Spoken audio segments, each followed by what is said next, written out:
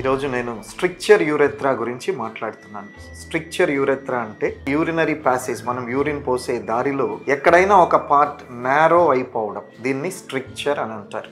ఇది యూరిన్ పోసే దారి అంతా పూర్తిగా కూడా నారో అయిపోవచ్చు. అలాగైతే దాన్ని పాన్ యూరెథ్రల్ స్ట్రిక్చర్ అని అంటాం. లేదు అక్కడక్కడ మధ్యలో షార్ట్ సెగ్మెంట్ కూడా అవ్వచ్చు. దీన్ని స్ట్రిక్చర్ అని అంటాం. ఈ స్ట్రిక్చర్కు ట్రీట్మెంట్ రకరకాలుగా ఉంది. కొన్ని ఎండోస్కోపీ ద్వారా చేస్తాం. ఎండోస్కోపీ ద్వారా అంటే కుట్టు కోత లేకుండా యూరిన్ పోసే దారిలో నుండే ఇన్స్ట్రుమెంట్స్ ద్వారా, ఎండోస్కోపిక్ ఎక్విప్మెంట్ ద్వారా, లేకపోతే లేజర్ ద్వారా ఎక్కడైతే నారో అయిపోయిందో ఆ పార్ట్ని ఓపెన్ చేస్తాం. ఇది సింపుల్గా అయిపోతుంది. అయితే దీని రిజల్ట్స్ అంత ఎక్కువగా ఎక్సలెంట్గా లేదు. దాదాపు 60% సక్సెస్ రేట్, ఒక 40 to 50% మళ్ళీ రికర్ అయ్యే ఛాన్స్ ఉంది.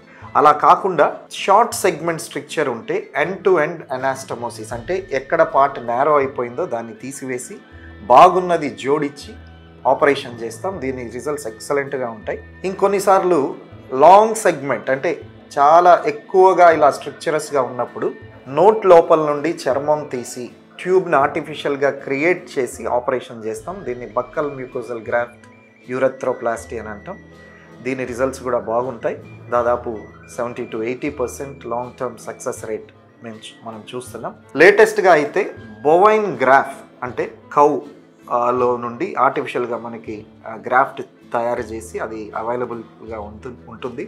నోట్ లోపల నుండి చర్మం తీయకుండా ఈ బోవైన్ గ్రాఫ్ట్ యూస్ చేసి దానితోనే మనం ఆర్టిఫిషియల్ ట్యూబ్ని రీక్రియేట్ చేసి సక్సెస్ఫుల్గా ఈ సర్జరీ చేయగలుగుతున్నాం.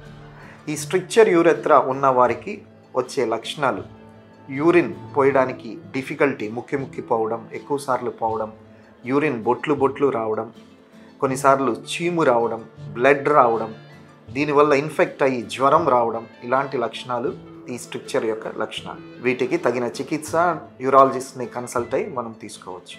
Thank you.